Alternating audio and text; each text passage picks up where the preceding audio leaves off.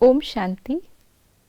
आज 22 फरवरी 2022 है और आज के अव्यक्त इशारों में बाबा स्मृति पे महत्व दे रहे हैं। स्मृति और विस्मृति, इसका ही ये सारा खेल है। 5000 चक्र भी देखें तो भी और संगम युग पे माया का खेल देखें तो भी। तो आज का स्वमान है, मैं आत्मा स्मृति स्वरूप हूँ। आइए जानते हैं इस विषय पर बाबा के आज के अव्यक्त इशारे। जैसे देह और देही दोनों अलग अलग दो वस्तुएं हैं, लेकिन अज्ञानवश दोनों को मिला दिया है।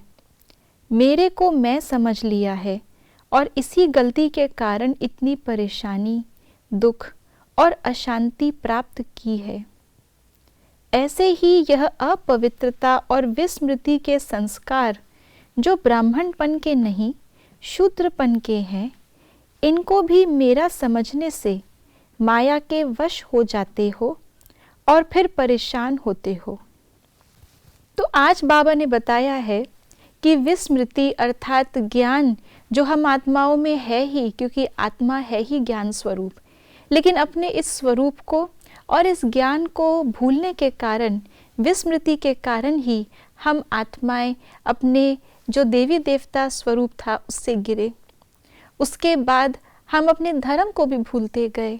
अभी हम ब्राह्मण बने हैं, लेकिन ब्राह्मण बनने के बाद भी जब जब माया वार करती है तो उसका द्वार होता है विस्मृति। हम अपने असली स्वरूप को, अपने असली गुणों को, शक्तियों को, बाबा को भूल जाते हैं, तभी माया हम पर वार कर पाती है। इसलिए अगर हमें सर्व शक्तियों का, सर्व गुणों का स्वरूप बनना है, संपूर्ण पवित्र बनना है, संपूर्ण ज्ञानी तू आत्मा बनना है, तो उसके लिए एक ही शब्द है स्मृति।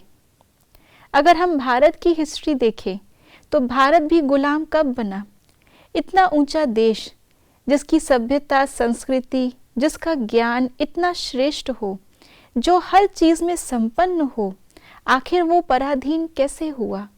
क्योंकि उसको उसकी ही विशेषताओं की विस्मृति कराई गई।